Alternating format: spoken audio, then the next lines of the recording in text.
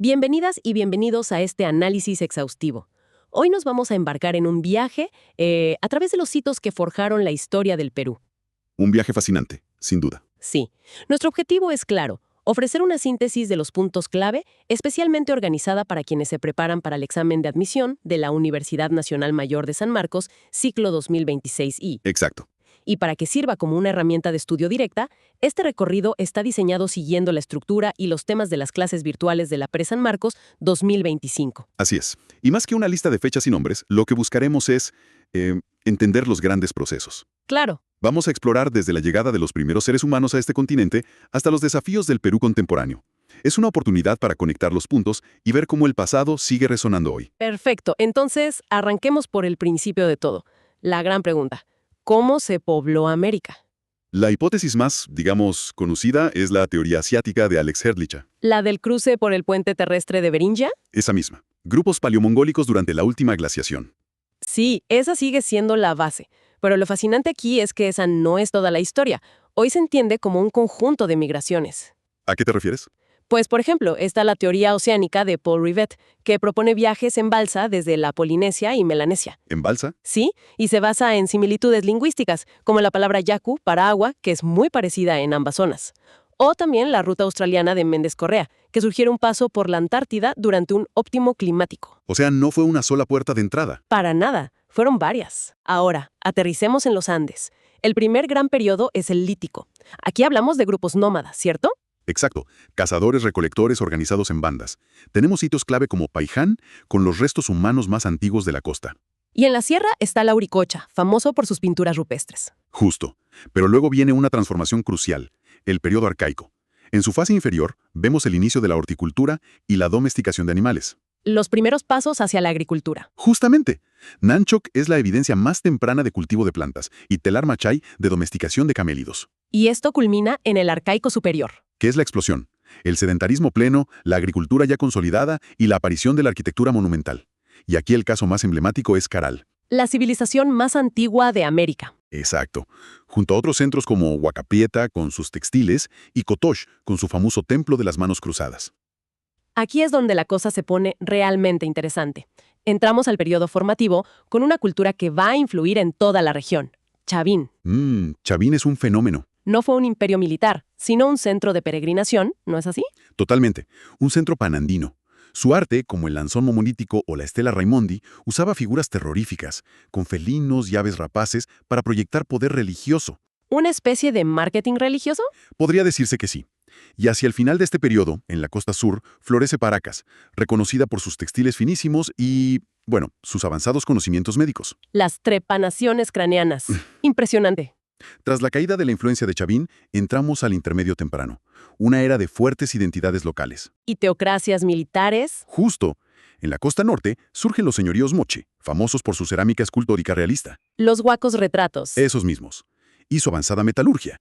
Mientras tanto, en el sur, la cultura nazca desarrollaba una increíble ingeniería hidráulica. Galerías filtrantes para cultivar en el desierto, ¡qué locura! Y por supuesto, creaba los enigmáticos geoglifos. Pero esta fragmentación no dura para siempre. Llega el Horizonte Medio, una nueva etapa de integración. Y aquí destacan dos grandes culturas. Por un lado, Tiahuanaco, en el altiplano. Ellos perfeccionaron el control vertical de pisos ecológicos y los guaruguaru, ¿cierto? Sí, para proteger sus cultivos del frío extremo del altiplano. Una tecnología increíble. Y la otra gran cultura.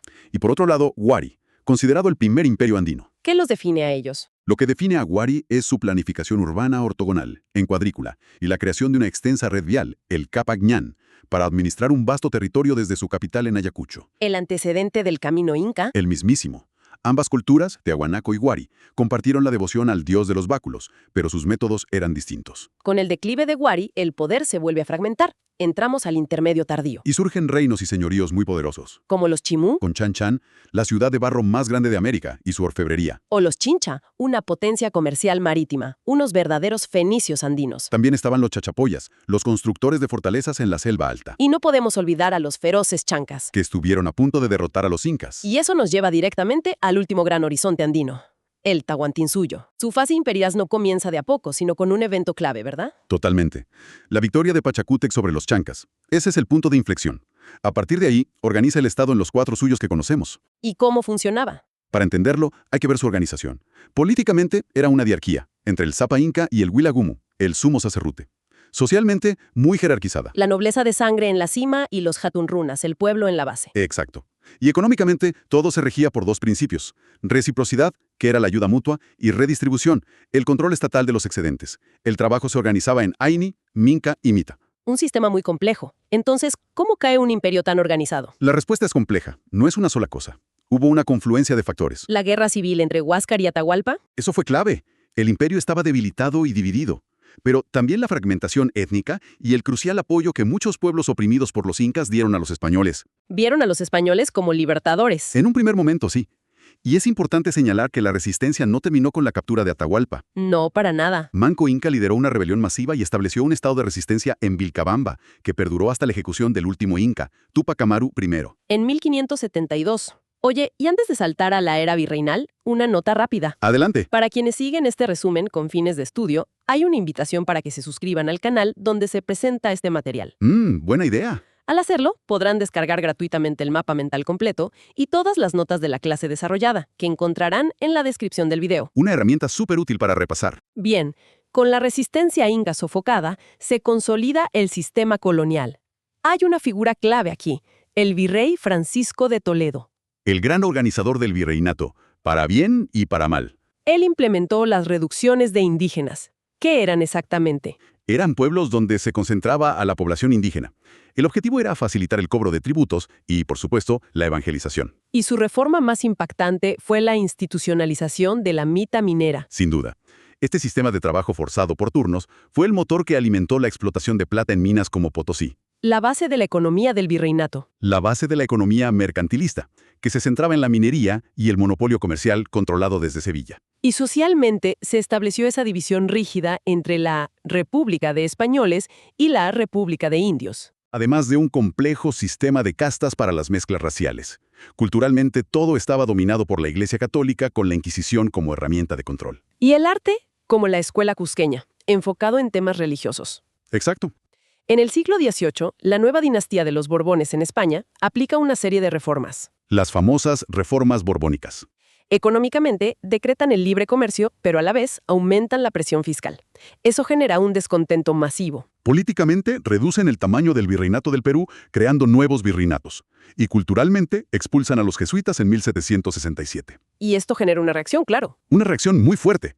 La resistencia andina estalla con figuras como Juan Santos Atahualpa en la Selva Central, quien, por cierto, nunca fue derrotado. Y luego, en 1780, la rebelión más grande de todas. La de Túpac Amaru II en Cusco.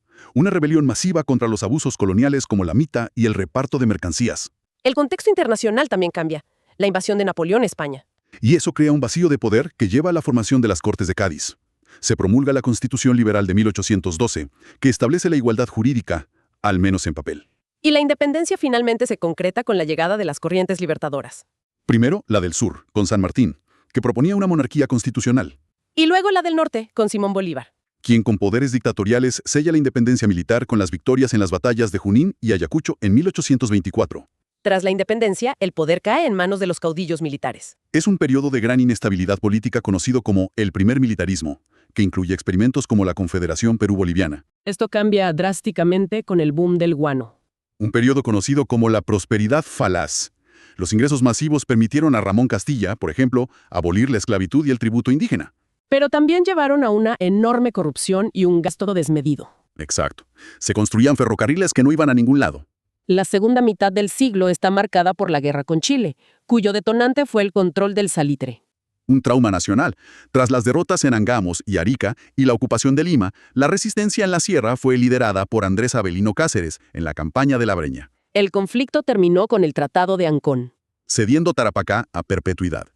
La posguerra es la reconstrucción nacional, liderada por el segundo militarismo. El gobierno de Cáceres firma el Contrato Grace, Entregando los ferrocarriles a los acreedores británicos para saldar la deuda externa. una medida muy polémica pero necesaria en ese momento de crisis total. Entramos al siglo XX con la República Aristocrática, un periodo dominado por una oligarquía agroexportadora. La economía se basa en las haciendas de azúcar y algodón, que utilizan el sistema de enganche para reclutar mano de obra.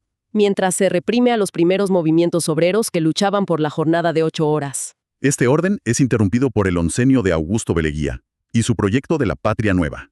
un régimen autoritario apoyado por capital norteamericano. Que modernizó Lima, pero que colapsó con la crisis económica de 1929. Es durante el oncenio que surgen los primeros partidos de masas, el APRA de Aya de la Torre y el Partido Socialista de José Carlos Mariátegui. Las décadas siguientes son una mezcla de regímenes democráticos y autocráticos. Sí, desde el tercer militarismo de Sánchez Cerro, pasando por el ochenio de Odría, que combinó represión política con grandes obras públicas y otorgó el voto femenino. Hasta el reformismo moderado del primer gobierno de Belaúnde. Paralelamente, ocurre un cambio social fundamental, la transición demográfica. Una masiva migración del campo a la ciudad transforma Lima, con el surgimiento de barriadas. Este proceso de cholificación redefine la identidad nacional, fusionando lo andino con lo urbano de una manera nunca antes vista. En 1968, las Fuerzas Armadas toman el poder. La primera fase, liderada por Juan Velasco Alvarado, implementa reformas radicales como la reforma agraria y la nacionalización de industrias. Y la segunda fase, con Morales Bermúdez, inicia el retorno a la democracia. Los años 80 marcan la restauración de la democracia, pero también el inicio de una crisis profundísima. El surgimiento del terrorismo de Sendero Luminoso y el MRTA, y una crisis de deuda externa. El primer gobierno de Alan García termina en una hiperinflación catastrófica. El país estaba al borde del abismo. En los 90 llega el Fujimorato. Se aplica un shock económico para frenar la inflación, se derrota a las cúpulas terroristas. Y se promulga la Constitución de 1993. Sin embargo, el régimen termina con el autogolpe de 1992 y un masivo escándalo de corrupción. Revelado por los Vladivideos. El siglo XXI comienza con un periodo de crecimiento económico sostenido durante los gobiernos de Alejandro Toledo y el segundo de Alan García. Impulsado por los tratados de libre comercio. Sin embargo, este crecimiento también estuvo acompañado de graves conflictos sociales, como el Baguazo. Y para cerrar este periodo, es fundamental mencionar la Comisión de la Verdad y la Reconciliación. La CBR, sí, creada para investigar las violaciones a los derechos humanos ocurridas durante el conflicto armado interno entre 1980 y el 2000. Su informe fue un antes y un después. Hemos cubierto un terreno inmenso, desde los primeros cazadores hasta los complejos desafíos de la República moderna. Esperamos que este recorrido haya sido de gran utilidad. No solo para quienes se preparan para un examen, sino para cualquiera que desee comprender las raíces del Perú actual. Claro. A lo largo de toda esta historia, hemos visto un patrón constante de fragmentación e integración, de crisis y reconstrucción.